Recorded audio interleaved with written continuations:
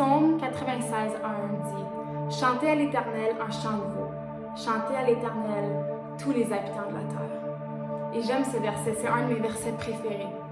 Et je l'utilise souvent dans le contexte de la louange. Et le verset ne dit pas « Chantez à l'Éternel, vous qui ont les belles voix » ou vous les musiciens. Non, ça dit « Chantez à l'Éternel, tous les habitants de la terre. » Pourquoi? Parce que le son qui sort de ta bouche et le chant de ton cœur est puissant. Et Dieu aime le son de ta voix et le chant de ton cœur. Et je vais chanter un chant ce matin qui est peu de paroles parce que je veux laisser l'espace pour que vous puissiez prendre ce temps de chanter à l'Éternel le chant qui sort de votre cœur dans le moment. N'oubliez pas que le son qui sort de ta bouche est puissant et Dieu veut entendre le chant qui vient de ton cœur. Alors soyez bénis.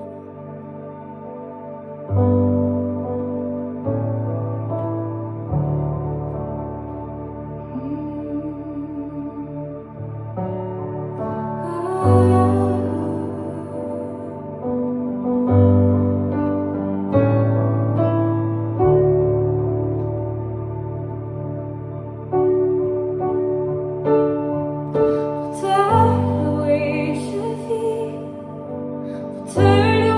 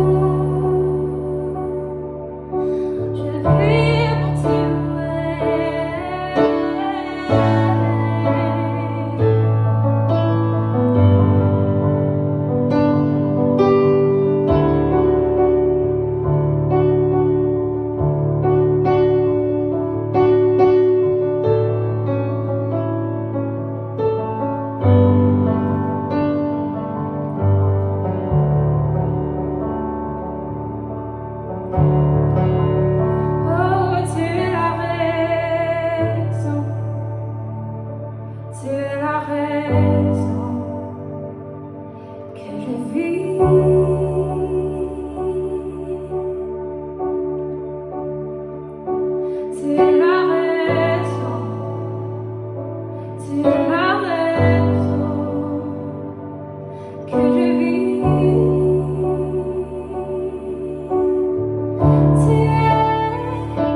Tu es ma raison, tu es ma raison de vivre.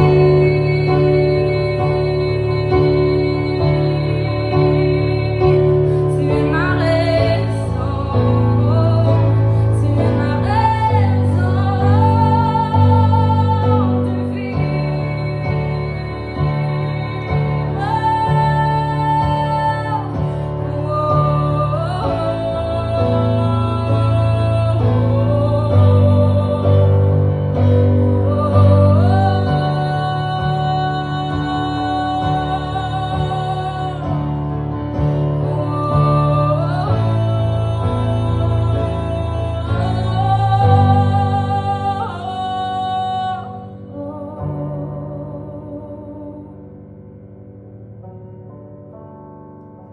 Tu es ma raison, tu es ma raison de vivre. Bonjour tout le monde, j'espère que ça va bien aujourd'hui et que vraiment que vous profitez de notre hiver. Il fait froid, mais il fait beau. Mais on a eu quelques bons tombées de neige pour pouvoir profiter des activités à l'extérieur. Et puis justement, j'étais dehors avec mes petits-enfants, là, peut-être 2 semaines. Et puis sur le côté chez moi à la maison, j'appellerai pas ça une colline parce que c'est pas une colline, c'est plus une petite pente, une incline dans le fond. Mais les enfants glissaient là avec leur petit secoupe en plastique, puis ils descendaient à la petite côte, puis il y avait beaucoup de plaisir. Et comme de fait, ma mamie, il fallait qu'elle descende la côte sur le petit traîneau en plastique. Alors, je me suis assise là-dessus et puis j'ai descendu la petite pente et j'ai comme atterri un peu drôlement. Et écoute, riez pas de moi, là, mais j'avais de la misère à me relever et puis je riais. Puis j'arrive en haut de la côte, puis en haut de la petite colline, puis je dis à ma fille, je dis, mon Dieu, c'était plus dur de se lever de dessus le traîneau que de grimper la côte, tu sais, puis on riait de ça. Et puis le soir, je compte ça à mon mari. Puis là, j'ai juste commencé à réfléchir, puis je me disais, c'est donc vrai. Il y a eu plusieurs moments dans ma vie où j'ai tombé, trébuché, que j'ai failli, et que j'étais, façon de parler, à pleuvante à terre, en regardant la montée, et n'ayant pas le courage de le faire, jusqu'à ce que quelqu'un vienne à mes côtés, me prenne par la main, puis qu'il me dise, viens-t'en, on va y arriver ensemble. À un moment ou autre dans notre vie, on a besoin de quelqu'un qui va nous prendre par la main, puis qui va dire, viens avec moi, viens, on va y arriver ensemble, je vais t'aider à te remonter. Et la montée est beaucoup plus facile quand on est là et qu'on le fait à deux. Et avez-vous déjà remarqué dans la Bible que rarement est-ce que les gens faisaient les choses seuls? Même Dieu, dans le Jardin d'Éden, après qu'il ait créé l'homme, a vu que ce n'était pas bon pour que l'homme soit seul. Et il a créé la femme pour l'accompagner. Abraham avait son beau-père et les juges. Moïse avait Aaron. Paul avait parfois Silas, parfois Barnabas et parfois Timothée. Pierre avait Jean et Jacques et plusieurs autres. Jésus avait ses 12 disciples et même quand il les a envoyés dans le monde, il les a envoyés 2 par 2. Et Ecclésiaste 4 nous dit ceci, « Il vaut mieux être 2 que toute seule. En effet, en cas de chute, l'un relève son compagnon, mais malheur à celui qui est seul et qui tombe sans avoir de proche pour le relever. » Nous ne sommes pas faits pour marcher notre vie chrétienne dans la solitude. Nous ne sommes pas faits pour être seuls. Nous sommes faits pour marcher en unité ensemble. Galates 6 nous dit ceci, « Portez les fardeaux les uns et des autres et accomplissez la loi de Christ. » Nous sommes appelés à porter les fardeaux les uns les autres. Nous sommes appelés à prendre notre prochain par la main. Dire, « Hey, tu as de la misère? Viens-t'en avec moi. On va y arriver ensemble. » Souvent, ce qui arrive quand on pense des moments difficiles, quand on est au bout de nous-mêmes, au bout d'une situation, c'est qu'on a tendance à se retirer, à se renfouler sur nous-mêmes, puis à se mettre à part, puis être à l'écart de tout le monde. Quand c'est exactement le contraire que nous devons faire. Il y a deux types de dangers quand on choisit de vivre notre vie chrétienne d'une façon solitaire et retirée. Le premier type de danger, c'est qu'on peut devenir insociable et inaccessible. À cause qu'on se renferme sur nous-mêmes, à cause qu'on s'isole, on commence à vivre des sentiments d'impuissance, de fatigue, de fragilité, qui portent à la dépression, qui portent à la tristesse.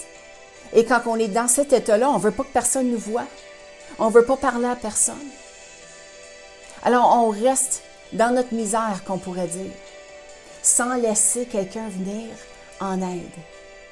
Et le deuxième type de danger qu'il peut y avoir, c'est qu'on peut devenir insensible, même arrogant et égoïste. On cesse de penser aux autres. On cesse de penser aux besoins des autres. Le moi devient plus important. Mon temps, mon argent, mes affaires. Quelqu'un d'autre va s'occuper des autres. Moi, je n'ai pas besoin de personne.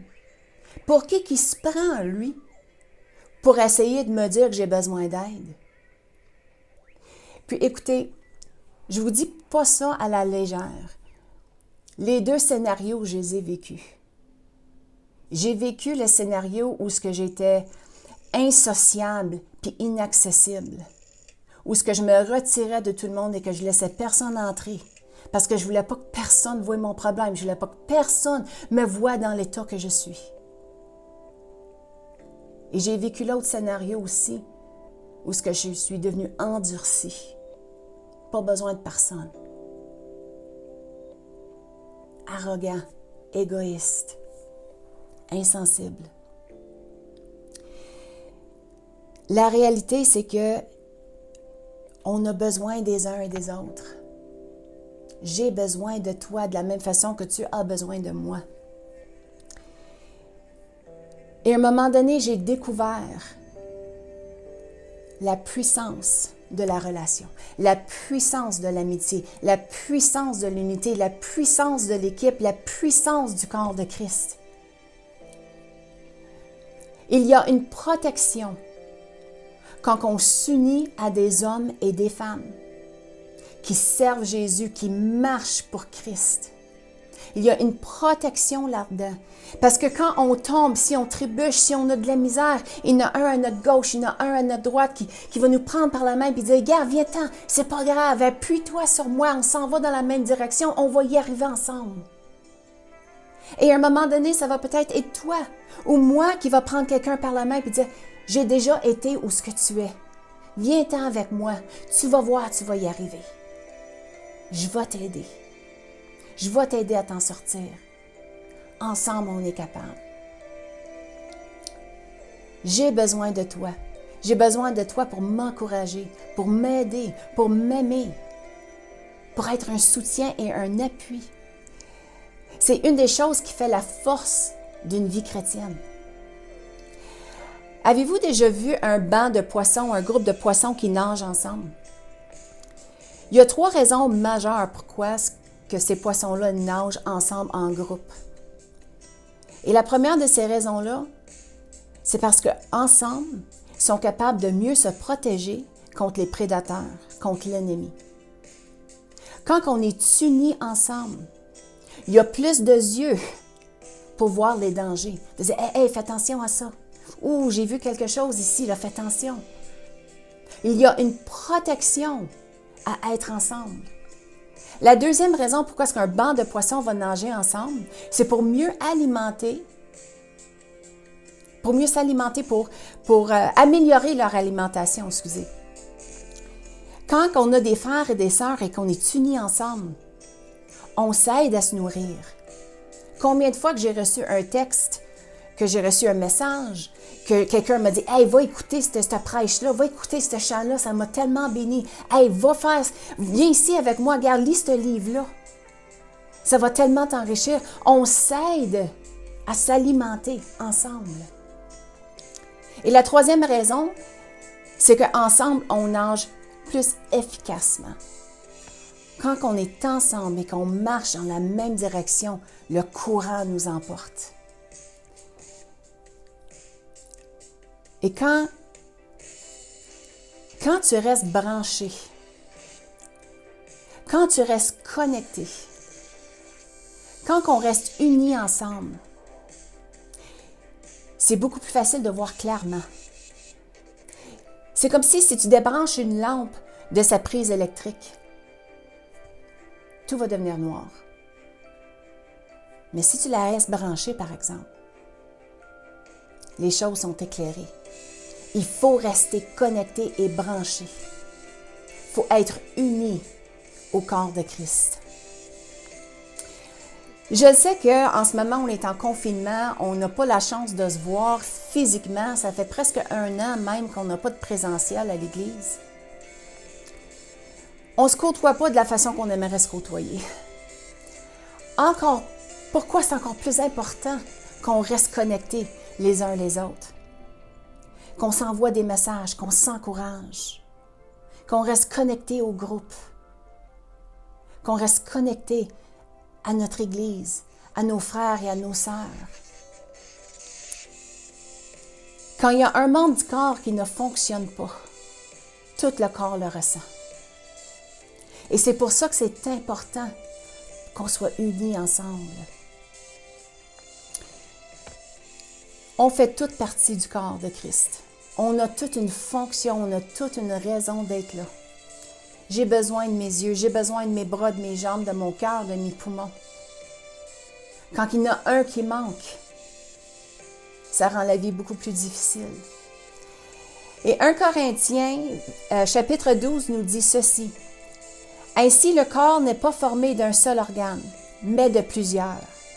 Si le pied disait, « Puisque je ne suis pas une main, je n'appartiens pas au corps. » Ne ferait-il pas partie du corps pour autant? Et si l'oreille disait, « Puisque je ne suis pas un œil, je n'appartiens pas au corps. » Ne ferait-elle pas partie du corps pour autant? L'oreille est là pour une raison. L'oreille a une fonction. L'œil est là pour une raison. Elle a une fonction. Nous avons tous une fonction dans le corps de Christ. Tu as une fonction. Tu es important, importante. Dans le verset 17, ça dit, « Si tout le corps était un œil, où serait l'ouïe? Si tout l'entier l'ouïe, où serait l'odorat? En fait, Dieu a placé chacun des organes dans le corps comme il l'a voulu. S'ils étaient tous un seul organe, où serait le corps? Il y a donc plusieurs organes, mais un seul corps. L'un ne peut pas dire à la main, « Je n'ai pas besoin de toi. » Ni la tête dire aux pieds, « Je n'ai pas besoin de vous. » Bien plus, les parties du corps qui paraissent être les plus faibles sont nécessaires, et celles que nous estimons être les moins honorables du corps, nous les entourons d'un plus grand honneur. Ainsi, nos organes les moins décents sont traités avec plus grands égards, tandis que ceux qui sont décents n'en ont pas besoin. Dieu a disposé le corps de manière à donner plus d'honneur à celui qui en manquait. Wow! Nous servons un grand Dieu. As-tu essayé de marcher avec la petite orteille cassée? Tu marches tout croche puis tu perds ton ballon. Pourtant, la petite orteille semble être insignifiante. Mais elle a une grande importance quand ça vient à marcher. Si on met le cœur et la petite orteille côte à côte, tu me dirais, le cœur il est bien plus important. Mais si tu regardes quelqu'un sur la rue qui a un problème de cœur, tu ne pourrais pas le savoir. Mais si tu regardes quelqu'un qui a l'orteil cassé, par exemple, puis qui boite, tu dis, oh, il est blessé, lui. Le corps donne honneur à la partie qui semble être moins importante. Le verset 26 nous dit ceci, « Si un membre souffre, tous les membres souffrent avec lui. Si un membre est honoré, tous les membres se réjouissent avec lui. Vous êtes le corps de Christ et vous êtes ses membres, chacun pour sa part. » Et je ramène le verset de Galatie. « Portez les fardeaux les uns les autres et accomplissez ainsi la loi de Christ.